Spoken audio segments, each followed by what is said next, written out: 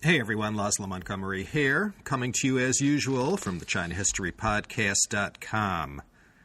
We're at the start of a new year, and to kick the snake year off, we're going to enter the Wayback Machine and go back 3,000 years to the ancient world.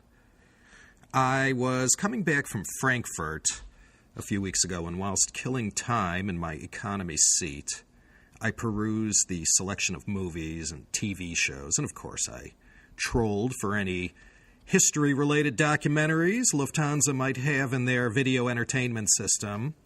Imagine my good fortune when I found they had a Mandarin program called Hui Wang Go Wu, or Looking Back on the Go Wu. It was a documentary covering the ancient state of Wu.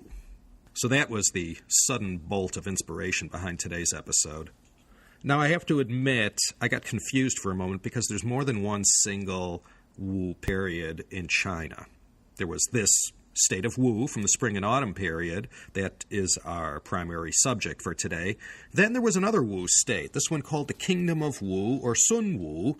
This was the eastern Wu state of the Three Kingdoms period. And then following the Tang Dynasty, there was another Wu kingdom. This one had its capital near present-day Yangzhou. Today, I wanted to focus on the Wu Guo, or state of Wu, that reached great heights in the 6th century BC and then flamed out rather abruptly in 473 BC. And I can't really talk solely about the Wu state without mentioning some other more important states of the time who interacted with them. So anyways, let's swoop in and just circle around this period in Chinese history. When I did those history overviews way back when, I didn't cut too deep. So this time around, we'll examine a few more specific periods in history. So let's set the stage for the Wu state. They didn't know it at the time, but they were situated right smack dab in one of the richest geographic areas in all of China.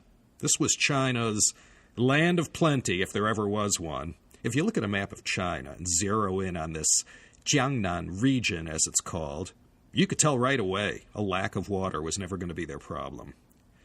North of the Yangtze, the Chinese up there had the sword of occasional drought always hanging over their heads. And the way things developed up in the Central Plain, the cradle of Chinese civilization, water was less plentiful.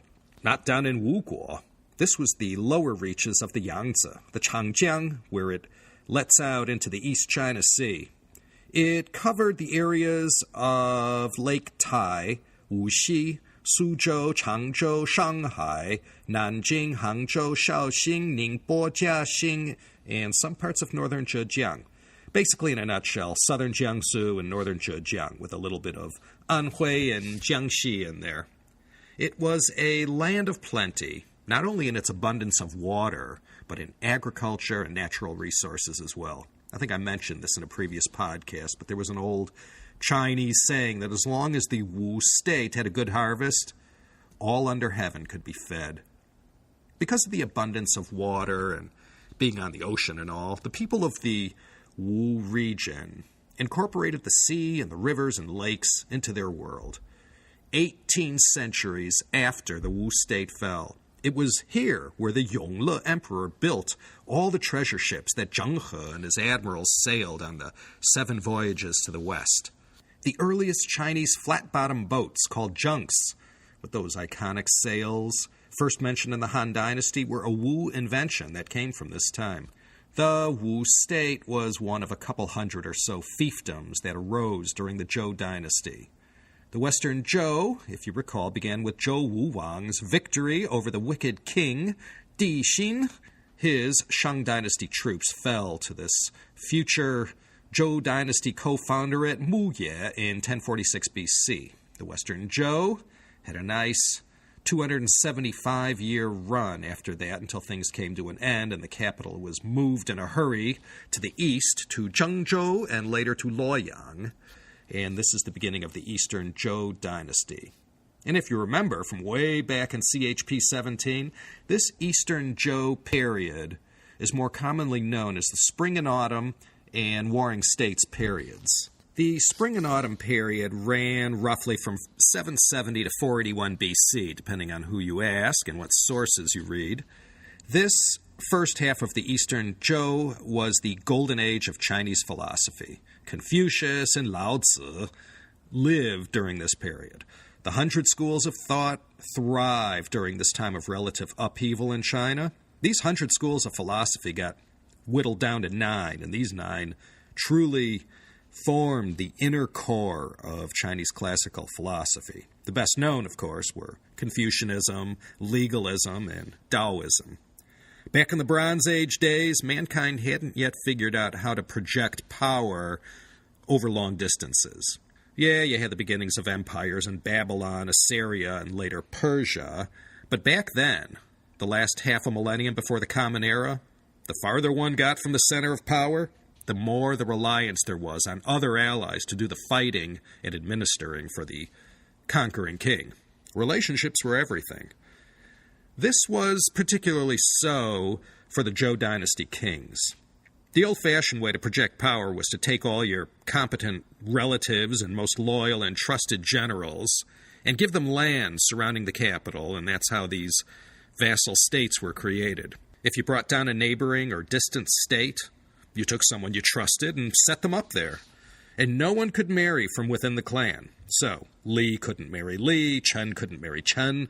Everyone married from outside their clan. And this created this intricate filigree of familial connections between all these dozens and dozens and dozens of little statelets. And the Zhou kings were at the center of this web. And the Zhous, of course, were of the Ji clan. Feudalism was thriving in Zhou dynasty China, but you know how it is in history. These feudal lords often had a mind of their own, and although they paid fealty to the Zhou center, when they smelled blood in the water, they looked after their own interests first. So that was the political setup for the Eastern Zhou. The Zhou center, located in and around Luoyang, was surrounded by all these vassal states, the Wu included. The Wu had always been a minor state of no particular importance, mostly populated in the eyes of these northerners by uncouth and unrefined non-Han Chinese. That's how the northerners looked at all these southern states south of the Yangtze. Barbarians didn't speak the northern dialect, weren't of the master Han race. These guys were hicks from the sticks in the urbane eyes of these northerners. The farther you got from the Zhou center, the less the gravity held you.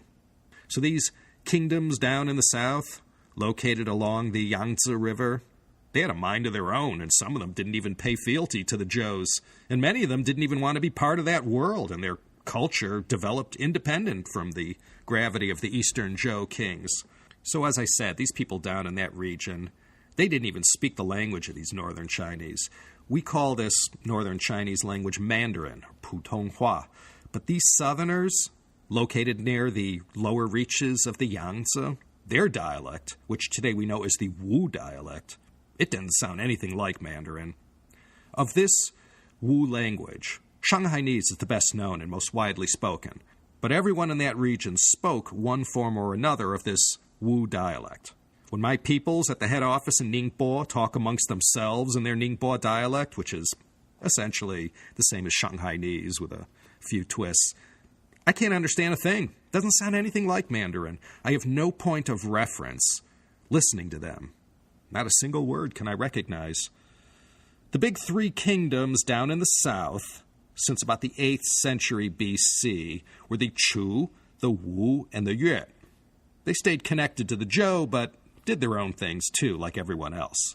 The Chu territory was mostly based in Hubei, and later they expanded north into southern Henan.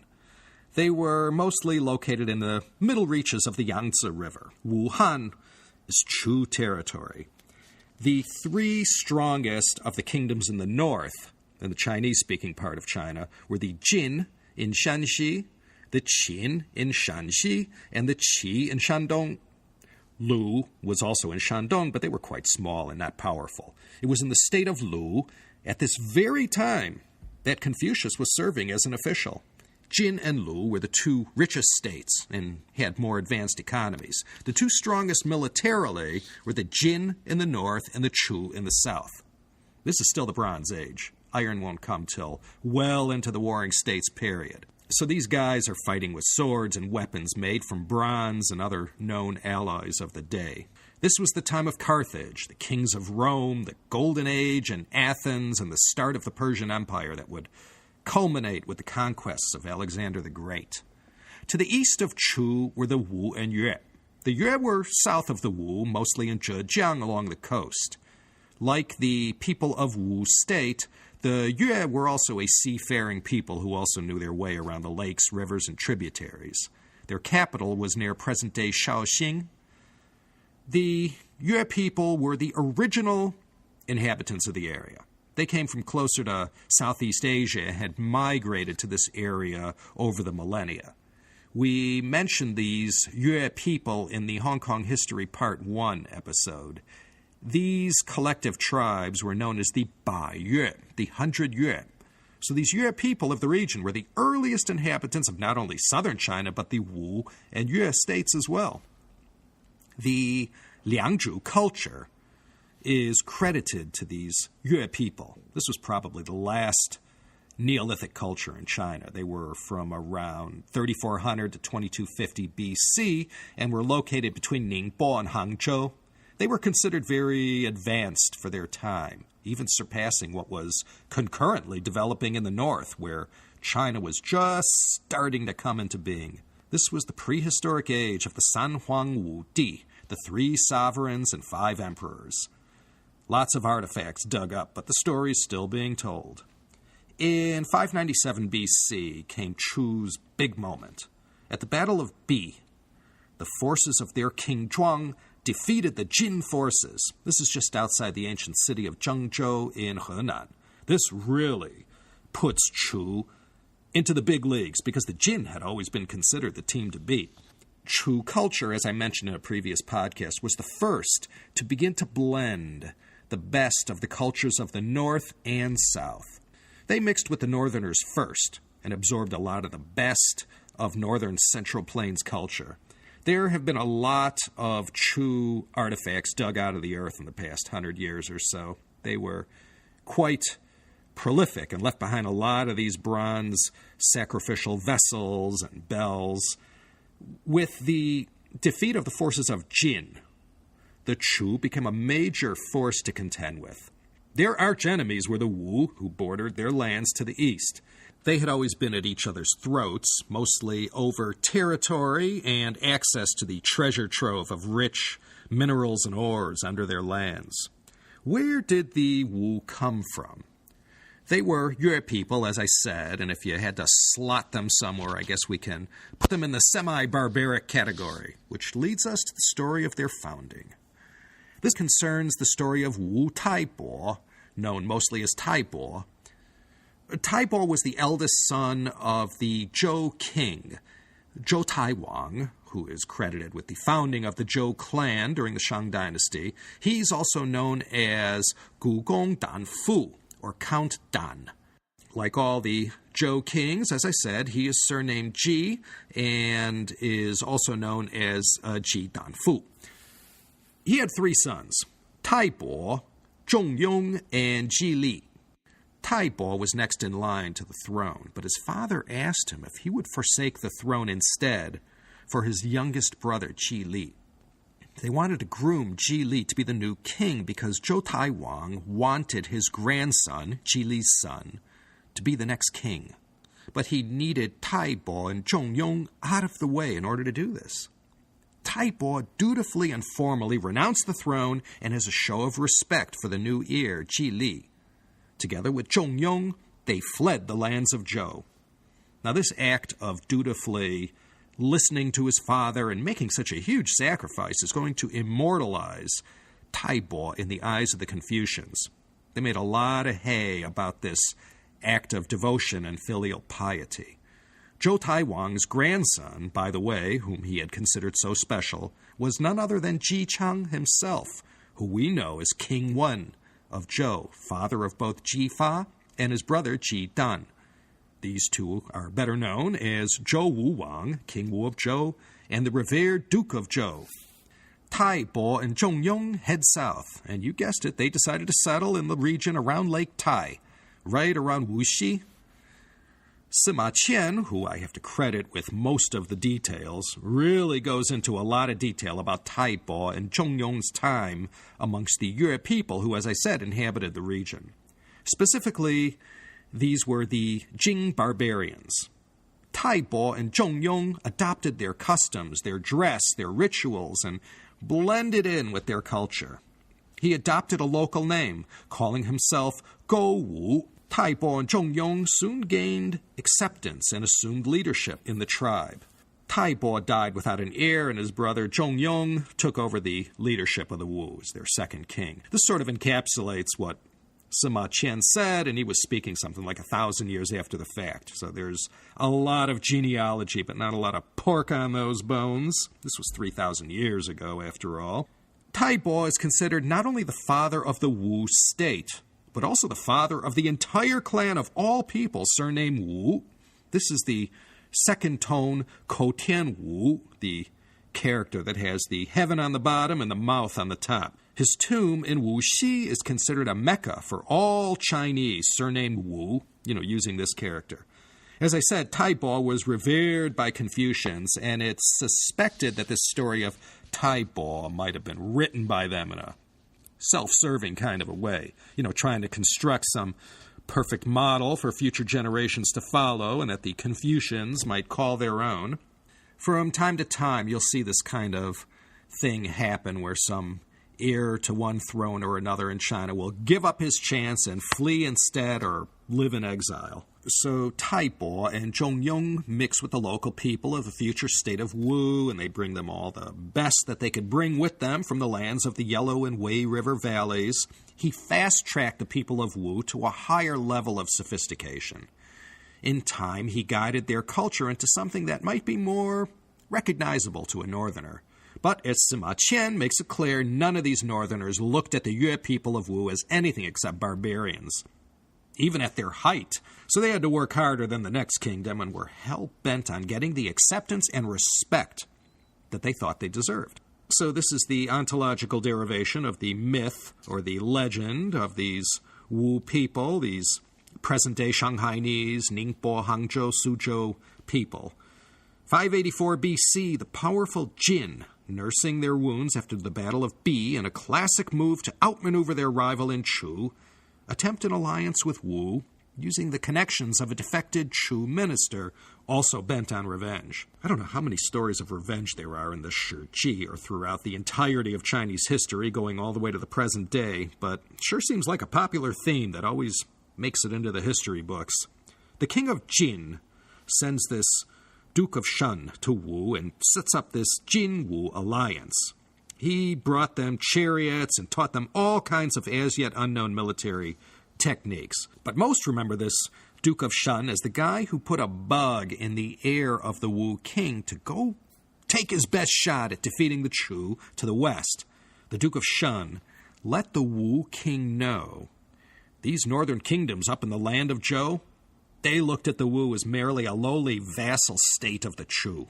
So Sima Qian says this emissary from the land of Jin sort of egged on the Wu king to get some street cred in front of the northern elites. The Wu king at the time was named Shoumeng.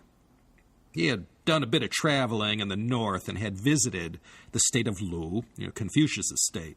And he looked at the beauty and perfection of Lu culture and was determined to raise his Wu kingdom to such a level of refinement. And from that point on, King Shoumeng was determined to use every means to bring the best of this northern Chinese culture to the southern lands, to this Jiangnan region. And he wanted to lift up the Wu people to reach this level of cultural achievement that he saw in his travels up north. He went to Lu, Qi, and Jin. He learned much military strategy when he stayed in the other ancient state of Shandong, the state of Qi.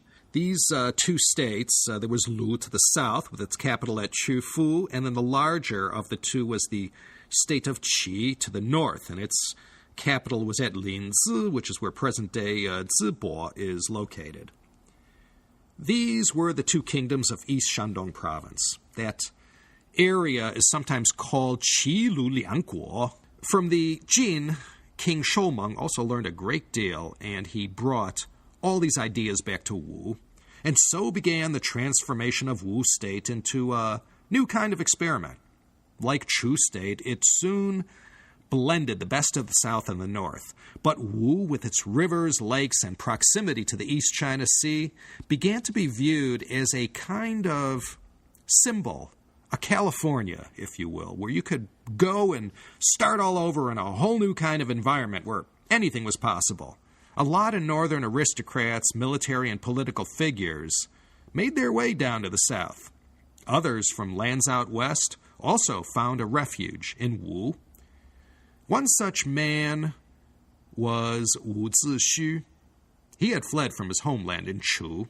He was an advisor to the Chu king at the time, King Ping, who had murdered his way to the Chu throne in 529 BC. Wu Zixu's father, Wu She, was also an advisor to this Chu king Ping. Wu She, along with Wu Zixu's brother Wu Sheng, were both killed in 522 BC over covering up some peccadillos concerning a woman, no less. Wu Zixu was so outraged, and of course, what else? He swears to avenge his father's death at the hands of King Ping, and he flees to the Wu state. And there, Wu Zixu would go on to serve two kings.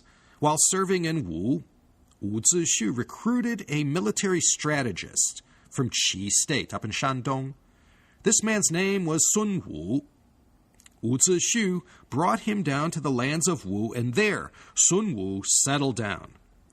While Sun Wu was down in Wu, living in the Qionglongshan area of Suzhou, he wrote a very famous treatise on military strategy and how to carry out war. In this book, we know today as the Sun Zi Bingfa, or the Art of War. Sun Wu is none other than Sun Zi, or as Gordon Gekko and Bud Fox call him, Sun Tzu. Wu Zixu and Sun Wu created a perfect team using their combined political and military genius in combo with an ambitious Wu king. This, along with the superior weapons technology of the Wu at the time and their reputation for fierceness on the battlefield, created a volatile combination. Because they knew how to harvest all this metal from the ground, some of the best swords made by the greatest masters in the state of Wu were considered a great treasure. But much is said about, having Sun Tzu on their side is what really brought the Wu to their peak militarily. The Wu king at the time was He Lu. There's a legend as to how he clawed his way to the kingship. Before he was king, he was known as Prince Guang. Prince Guang had conspired with one of the foremost famous assassins at the time, Zhuanzhu, to assassinate King Liao of Wu. He was the current king at the time. A dinner was hosted by Prince Guang for King Liao at Prince Guang's place. Zhuanzhu, the renowned assassin, hid a dagger inside a braised fish that he served to the king of Wu, and as he went to serve him, he pulled out the dagger and gave it to him right between the ribs, I presume. He killed the king of Wu with no less a blade than Yu Chang, one of the legendary works of the master Ou Yezi. He was the master who made swords for kings. He made 3 for King Gojian of Yue, who we'll get to in a bit. Well, after He Lu got what he wanted, he had Zhuanzhu dealt with, and the hitman himself was done in. He was placed in a tomb on the slopes of Mount Hong in Wuxi. The place is known as the Tomb of the Assassins. Of the 4 top assassins of the day, 2 came from Wu state. He Lu had long had grand designs on his neighbor to the west. He reigned from 514 to 496 BC. It was in 506 BC that He Lu, backed by the Jin, who had entered into that alliance with Wu, launched his war machine against the Chu, and he emerged victorious after 5 heated battles, and the Chu finally falling at the Battle of Boju. This historic Battle of Boju was led by He Lu, his brother Fu Gai, as well as the dynamic duo of Wu Zixu and Sun Wu. They marched in and sacked the Chu capital of Ying. And this is in present-day Sichuan County in Henan, about a 5-hour drive from Zhengzhou. The nearest city, I guess, would be Nanyang, right at the South Henan, North Hubei border. The Wu army had sailed up the Huai River and then marched east to the Han River, where they faced off with the Chu general Nanghua, and they fought 3 battles near present-day Hanchuan, just west of Wuhan. The Wu and the Chu also fought a campaign up in the Dapian Mountains. 24 centuries later, in the summer of 1947 and into early 1948, Deng Xiaoping and Liu Bocheng would fight the KMT in these very same mountains. This surprise victory by He Lu over the powerful Chu sent tremors throughout the lands of the eastern Zhou. The Chu were so feared, and the Wu, still up to that point, weren't yet taken seriously by anyone. Confucius, by the way, is alive at this time and serving up in the state of Lu. This was the age that all of this was happening. Chinese philosophy is already starting to see 100 flowers bloom. Despite all this military success, the Wu state still couldn't get the respect it felt it deserved from these northern kingdoms. So there continued this animosity and aggression. You might say these northern kingdoms and states were getting the feeling that these Wu upstarts were getting a little too big for their britches. He Lu's son was named Fu Chai. He was a real hellraiser with something to prove, and he wanted to make a big statement throughout the Zhou world. He wasn't well liked or accepted because of his brashness. One time when Fu Chai was visiting up in Lu's state, where, rituals mattered more than anywhere else, he tried to break precedent once during one of the ceremonies and, change it up a little bit to his liking. Just like that, because he was the king of Wu and he felt he had this authority wherever he went. So this and acts like this really shook things up and gave Fu Chai a bad name. Wu continued their expansion to the north and to the west. They couldn't go east because they were on the Pacific Ocean. The Chu had powerful friends, though, to the north. These were the Qin, who were a rough lot. One of their own, Ying Zheng, is going to conquer all these kingdoms and unify China in a couple centuries. But right now, they're going to come to the aid of the Chu and help kick the Wu out in 505 BC. After his adventure in Chu, Fu Chai set his sights on his hated neighbor to the south, the Yue state, led by their king Gojian. Fu Chai defeated the Yue, and King Gojian was forced to make a humiliating peace, and for 10 years he secretly swore revenge. Now, this fighting with the Yue didn't go down too well with the Wu soldiers, because this Yue state was populated by, these Yue people, same ethnicity as the Wu, and this wasn't the same as fighting the Chu or the, northern Hans. After so many successes on the battlefield, the Wu became complacent and overconfident. In 484, Wu defeated Qi, and the Wu state fought on. From He Lu to Fu Chai, the war machine of this Wu state was almost going non-stop. Even a rich state as Wu, with so many resources at their disposal, soon depleted their treasure and could go no further. Not only had Fu Chai exhausted the wealth of Wu on non-stop campaigns against his neighbors, he was also quite extravagant with monuments to himself. In 486 BC, Fu Chai began work on digging a canal. It was called the Han Go, or the Han Canal. Go means canal. Fu Chai had this notion of sailing his mighty Wu warships right up into the heartland of China, right into the land of Qi.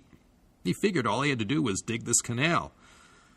Well, due to financial reasons and the limitations of civil engineering at the time, the whole idea failed and he had to give it up. But we remember this feat of Fu Chai in the construction of the Han Go. You can still see it today if you go to Yangzhou. It connects the Yangtze and Huai rivers.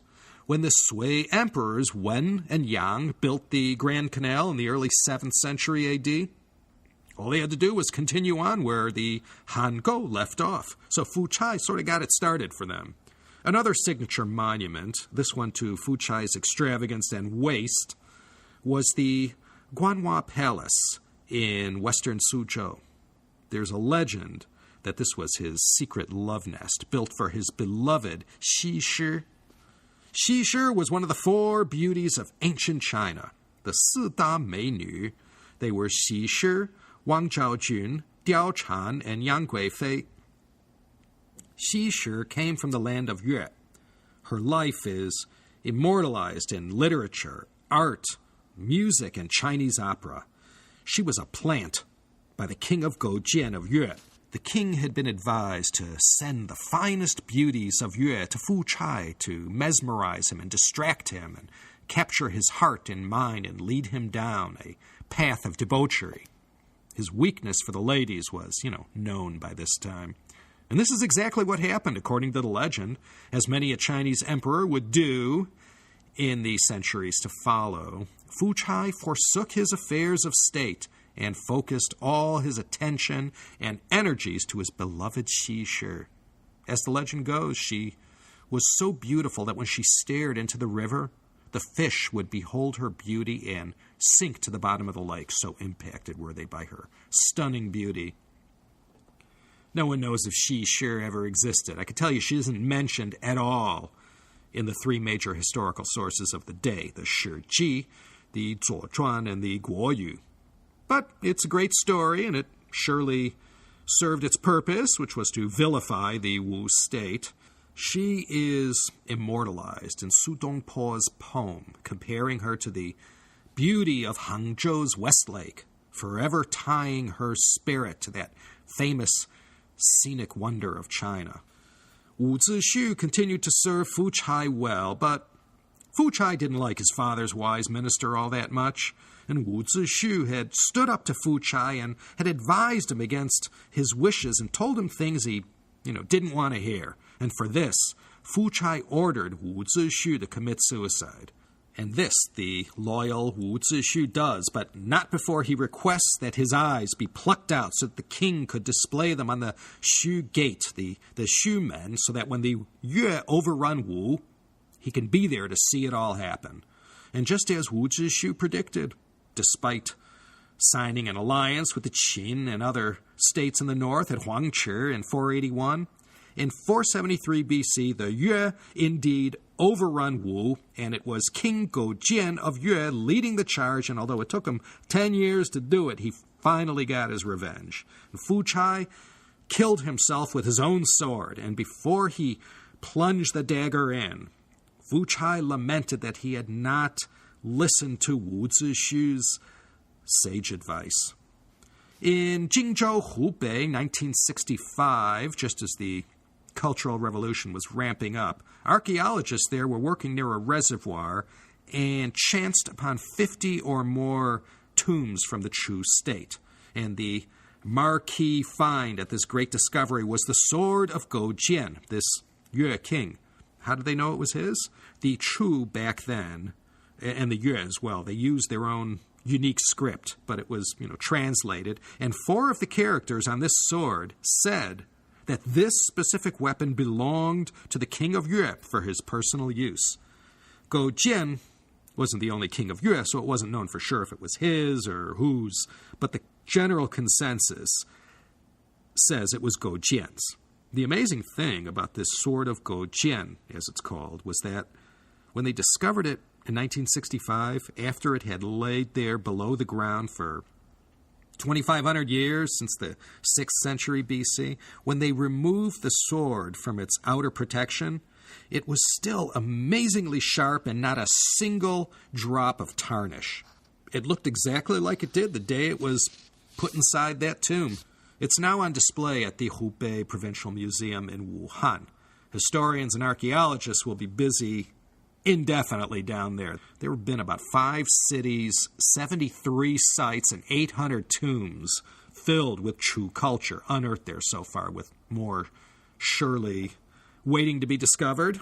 Actually, if you go to the Hubei-Sheng Bowu-Guan, you can get a twofer.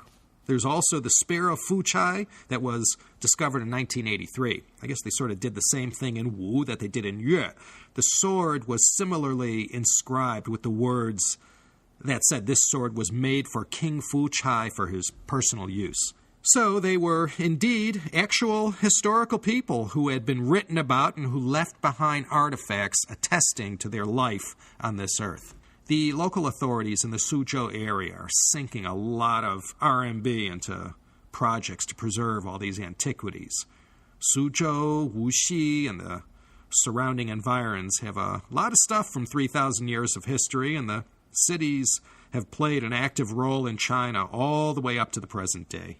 So the Wu state, as we know it, may have petered out in 473 BC after they fell to their southern neighbors, the Yue, but their legacy, of course, lives on to this day. Of China's most famous scholars and literary people, a disproportionate amount come from this Wu region. And this is why the land of Wu was always considered China's great center for artists and literary figures. After years of fighting and after Wu's final conquest by Yue in 473 BC, the Wu and the Yue sort of merged, and the cultures of the two states sort of melded into one. And to finish off our story, the Yue beat the Wu, the Chu beat the Yue, and then the Qin under Ying Zheng, who became Qin Shi Huang, they beat the Chu, which ended this period of all these states and kingdoms. But Wu lived on in so many histories, stories, and legends that were written about in China. The whole Wu culture is going to get a huge jolt right after the Western Jin falls. You no doubt recall that it was Emperor Wu of Jin, good old Sima Yan. He was part of Cao Cao's gang, and he ended up uniting China after the Three Kingdoms period. He set up the Western Jin in 265, and it ended in 420 AD. Now, after the fall of the Western Jin, things just got too hot up there with all these invading northern barbarian tribes. The Han Chinese up there, they just picked up and got out of these towns and villages in Henan, Shanxi, Shandong, and they just bolted for the south. And then, as I said, the former Wu state was like, the California or Florida of its day. All those beautiful lakes, rivers, and landscapes. People from the north just flooded into this region, and as it's been said 1 billion times, this Jiangnan Wenhua, this culture down there, just blossomed. Now, as I mentioned at the outset, there's other Wus out there that might trip you up. And of these Wus we discussed today, the Wu character of the state of Wu is the Kou Tian Wu, as I said, second tone. I also mentioned Sun Wu, a.k.a. Sun Zi, and Wu Zi Xu. That's two different Wus, and neither of them are the Kou Tian sort. There's also later on in the Three Kingdoms period, the Eastern Wu, or Sun Wu. The Wu character is indeed the Wu of the Wu state, the Kou Tian Wu. During the Three Kingdoms time, this was the land of the Sun clan, and so they call it Sun Wu, perhaps to give their state some historical gravitas.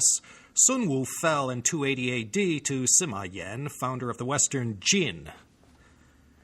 There's another Wu to sort of add to the confusion. During the period when China cracked up after the end of the Tang Dynasty, there was the 5 Dynasties and 10 Kingdoms period. This was a wretched time that lasted in between the Tang and the Song from 907 to 960. If you recall from CHP episode 28, there were 5 dynasties in the north that ran one right after the other. Then down in the south, there were 10 kingdoms, many of which ran concurrently. Now, one of these 10 kingdoms was the Wu. It's also called the Southern Wu, and they lasted from 907 to 937, and their capital was at Yangzhou.